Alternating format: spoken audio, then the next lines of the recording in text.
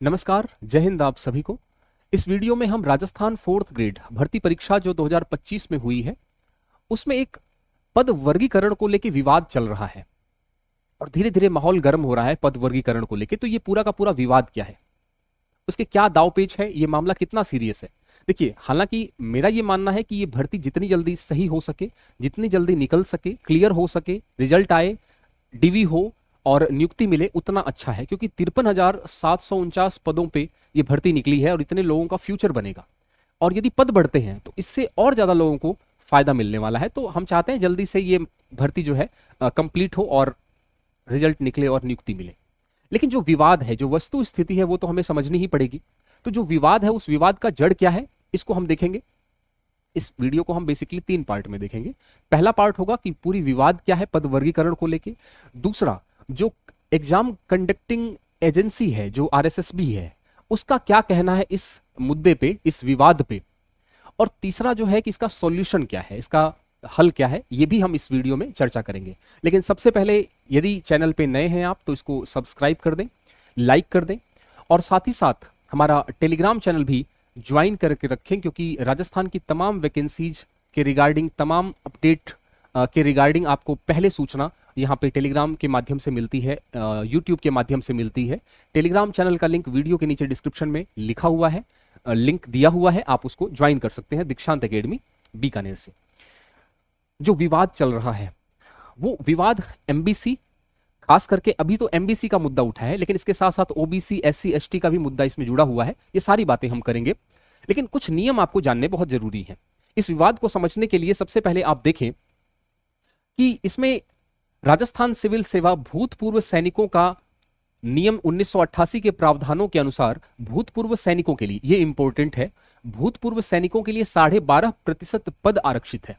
ये जो पूरा विवाद है ये एमबीसी से जुड़ा हुआ विवाद है। एमबीसी, अति पिछड़ा वर्ग, इसमें जो पदों की वर्गीकरण किया गया है, इसमें यह विवाद चल रहा है। एमबीसी से ही 12.5%, जो कि आपके ये विज्ञप्ति है राजस्थान की फोर्थ ग्रेड की, उसी की कटिंग मैं बता रहा हूं आपको। तो उसकी कटिंग के हिसाब से यह है कि एमबीसी में जितने भी पद निकलेंगे उसका 12.5% जो है वो एक्स सर्विसमैन को जाएंगे। और यही सारा का सारा विवाद है। ठीक है, अब आप देखें यहाँ पे 53,749 पद यहां दिख रहे हैं आपको। ठीक है, बहुत सारे विभागों में अलग अलग निकली है। ठीक है, और इसमें यदि मैं बात करूं तो टीएसपी में 48,199 और 5,550। अब मैं यहां पे आप देखें टीएसपी में 47,571 पदों पे गौर करना, इस पे आपको थोड़ा सा गौर करना है। क्योंकि जो विवाद है वो विवाद की जड़ की तरफ मैं ले जा रहा हूं। ये पद हैं, मोटे मोटे पद, इतने पद हैं। इसमें टीएसपी, नॉन टीएसपी में एक है 47,571। अब इसकी तरफ हम बढ़ते हैं और ये 47,571 पदों का ये वर्गीकरण दे रखा है category wise. General, SC, ST, OBC, MBC, EWS और सहरिया जनजाति। जो सवाल बन रहा है, जो विवाद उठ रहा है वो ये है, और यहां देखो क्षैतिज आरक्षण दे रखा है। क्षैतिज आरक्षण क्या होता है? क्षैतिज आरक्षण का मतलब होता है कि जैसे मान लीजिए ये भूतपूर्व सैनिक है, हम एक्स सर्विसमैन की बात कर रहे हैं, तो एक्स सर्विसमैन का मान लीजिए कोई एक्स सर्विसमैन है जो एमबीसी का है, एक्स सर्विसमैन है जो एमबीसी का है। तो अब वो जो इसको सीट दी गई है 492, ये सीट कहां से मिलेंगी इसको? ये जो आपका एमबीसी है ना, ये एमबीसी वाला, ये जो कैटेगरी है पूरी की पूरी, ये इसी में से ये पद दिए जाएंगे। हालांकि इसकी जो गणना होती बड़ी टिपिकल होती है, लेकिन जो मुझे समझ में आ रहा है वो मैं आपको बता रहा हूं कि जो एमबीसी है, जो भी भूतपूर्व सैनिक, मान लीजिए एसटी का है ना, एसटी का एक्स सर्विसमैन इसको लेना है, तो ये क्षैतिज आरक्षण का मतलब ये है कि ये इसमें से जाएगा, ये इसमें से जाएगा ये पद, यानी उसी कैटेगरी में से वो पद निकलेंगे अलग से उनके लिए, एक्स सर्विसमैन के लिए। अब जो आपने बात समझनी थी वो समझ ली। अब सवाल ये है कि 12.5% जो भी एमबीसी के पद निकले हैं, जो भी पद निकले हैं आपके एमबीसी के, उनका 12.5% ही एक्स सर्विसमैन को दिया जा सकता है। और इसका नोटिफिकेशन, इसका जिक्र नोटिफिकेशन में आरएसएसपी ने खुद कर रखा है। लेकिन आवंटित कितना कर दिया इन्होंने एमबीसी को? 492। यदि 12.5% की बात करें तो 302 पद बनते हैं। कितने पद बनते हैं? 302 पद ही बन पाते हैं। 302 पद ही बन पाते हैं उस कैटेगरी से, 302 पद ही एक्स सर्विसमैन के लिए अलॉट हो सकते हैं। लेकिन यहां पे 492 पद दे दिए, यानी 190 पद ज्यादा दे दिए। तो 190 पद जो ज्यादा दिए हैं, एमबीसी की ये मांग है, एमबीसी के जो कैटेगरी के लोग हैं वो ये मांग कर रहे हैं कि हमें 190 पद जो है वापस इसमें चाहिए, हमें वापस हमें सामान्य में मिला दो, इसको यहां से कम करो और इसको वापस इसमें डालो, क्योंकि आपने एक्स सर्विसमैन को ज्यादा दे दिया। और आप ये भी नहीं कह सकते कि हम कोई बैकलॉग को क्लियर कर रहे हैं, क्योंकि यहां पे बैकलॉग 0 है। बैकलॉग का मतलब पिछली बार मान लीजिए एक्स सर्विसमैन के अभ्यर्थी नहीं मिल पाए थे तो उनकी सीटें रह जाती हैं, बाद में वो जुड़ती रहती हैं अगली भर्ती में। तो यहां बैकलॉग तो 0 है, तो आप ये भी नहीं कह सकते कि हम बैकलॉग को भरने के चक्कर में हमने पद ज्यादा दे दिए हैं एक्स सर्विसमैन को। अच्छा, ये जो सवाल है ये एमबीसी का ही है, ये जो भूतपूर्व सैनिक है ये भी एमबीसी के होंगे, और ये जो सीट्स है ये भी एमबीसी की है। समझ में आ रही है बात या नहीं आ रही?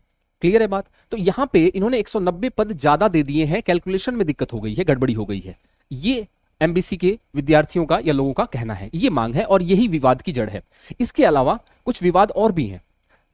जो पदों का वर्गीकरण है, जब मैं पदों के वर्गीकरण की बात करूं तो ऐसा कह रहे हैं लोग, जो मैंने देखा न्यूज में सुना, कि ओबीसी में भी पदों का वर्गीकरण सही से नहीं किया हुआ, 714 पद जो हैं कम बताए हुए हैं विज्ञप्ति में।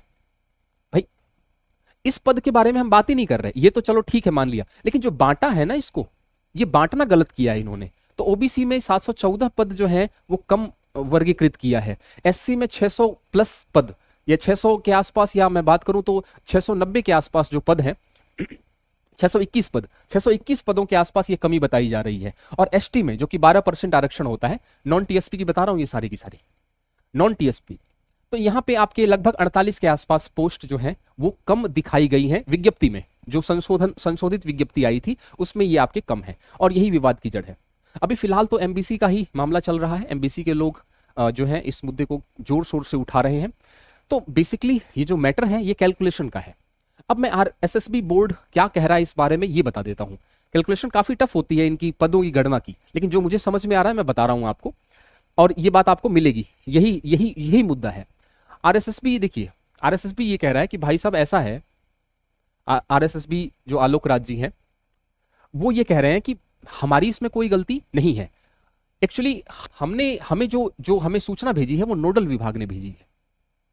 नोडल विभाग है एक, नोडल विभाग क्या होता है, बहुत सारे विभाग होते हैं। पशुपालन विभाग डिपार्टमेंट 1 पशुपालन विभाग हो गया, कृषि विभाग हो गया, है ना। इसी तरीके से हम बात करें तो खनन विभाग हो गया, इसी तरीके से शिक्षा विभाग हो गया। यानी बहुत सारे विभागों में जो 4th ग्रेड पदों की रिक्ति चल रही है उनको कैटेगरी वाइज हमने हर डिपार्टमेंट से मंगाया है, कैटेगरी वाइज, और उसको मांग के हमने नोडल अपने स्तर पर उसको कैटेगरी वाइज बांट के और हमने फिर उसको आरएसएसबी को फॉरवर्ड किया है। ये कह रहे हैं आलोक राज जी कि हमें जो पीछे से मिला है हमने उसी को नोटिफिकेशन में निकाल के नौकरियां एग्जाम करवाया है। तो हम अब, क्योंकि एमबीसी के लोग जब मांग कर रहे हैं, जब ये लोग गए थे मिलने आलोक राज जी के पास, तो इन्होंने उनकी जो परिवेदना है या अभ्यर्थना है या जो उनकी जो एप्लीकेशन है, उन्होंने ये बोला है कि हम वापस चेक करवाएंगे नोडल विभाग से। नोडल विभाग अपने विभागों को दोबारा से भेजेगा। पदों की गणना सही से नहीं हो रखी, पदों का विभाजन जो है वो सही से नहीं हो रखा, ठीक है। तो 7 दिन का समय मांगा है आलोक राज जी ने, 7 दिन का समय मांगा है कि 7 दिन के अंदर आप हमें टाइम दीजिए, हम नोडल विभाग को सूचित करते हैं कि ये जो पदों की गणना है इसमें गड़बड़ हो रखी है। हमने अपने स्तर पे कुछ नहीं किया हुआ, हमें जो पीछे से मिला था हमने उसको कैरी फॉरवर्ड कर दिया है, यही कहना है, ठीक है। तो ये आरएसएसबी का टेक है कि भाई हमारी इसमें कोई नहीं है, हमने जो पीछे से जो भी रिपोर्ट आई थी हमने उसको क्या कर दिया, कैरी फॉरवर्ड कर दिया।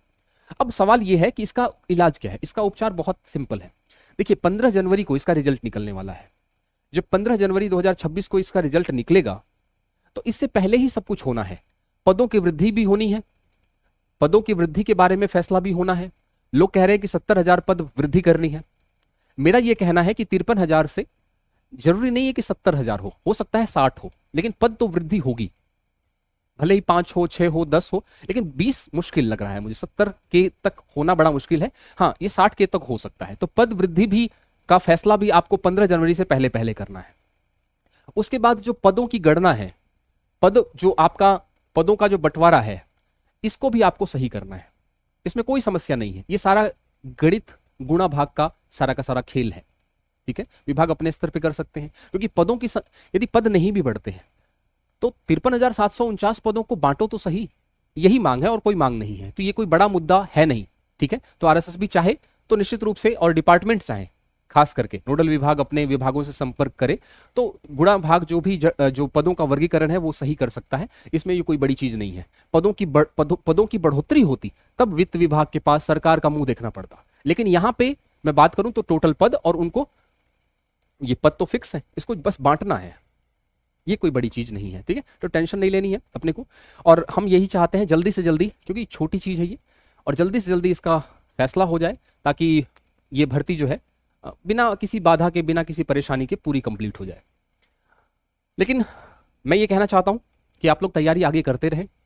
देखें, सीईटी 2026 होने वाला है। 2026 का साल अगेन वैकेंसीज का साल होने वाला है। 2025 में नहीं सफलता प्राप्त हुई, 2026 में लगी। मेहनत करने वालों की कभी हार नहीं होती, इस बात का ध्यान रखें। इसको ध्यान में रखते हुए हमने मैथ्स, इंग्लिश और साइंस, राजस्थान का विद्यार्थी राजस्थान जी के, इंडिया जी के, हिंदी बहुत अच्छा करता है, लेकिन मैथ्स, इंग्लिश, साइंस थोड़ा सा इसमें फिसड्डी, कमजोर रहता है, मैथ्स से डरता है, इंग्लिश से डरता है। उसी को ध्यान में रखते हुए सीईटी के 2 बैचेज लॉन्च कर रखे हैं हमने। लाइव है, रिकॉर्डेड है, digital notes, chapter wise sheet, previous year question solution, और यहाँ पे आपको सब कुछ मिलने, बहुत मिनिमल फीस है। कहाँ मिलेगा आपको? ये हमारा एप्लीकेशन है दीक्षांत एकेडमी बीकानेर। वीडियो के नीचे डिस्क्रिप्शन में इसका लिंक है। मोबाइल नंबर मैंने लिख दिया है, व्हाट्सअप नंबर है, व्हाट्सअप करेंगे कोई भी तैयारी के रिगार्डिंग, कोर्स के रिगार्डिंग कोई भी डाउट है तो। केवल मैथ्स लेना है, मैथ्स की कोई समस्या है तो मैथ्स के लिए आप कोर्स अवेलेबल है, बिल्कुल मिनिमल फीस है। इंग्लिश अलग से लेना चाहते हैं राजस्थान की किसी भी वैकेंसी के लिए, या साइंस किसी भी वैकेंसी के लिए लेना चाहते हैं जिसमें आपका जूलॉजी, बॉटनी, साथ ही साथ मैं बात करूं तो environmental science, biotechnology, chemistry, physics सारा कंप्लीट होगा। और यदि तीनों को एक साथ लेना चाहते हैं तो यहाँ भी तीनों का विज्ञान और इंग्लिश और मैथ्स, तो तीनों को एक साथ ले सकते हैं। आरएसएसबी की तैयारी, जिसका जुलाई में एग्जाम है, इसका भी बैच रन कर रहा है, maths, English, science special batch.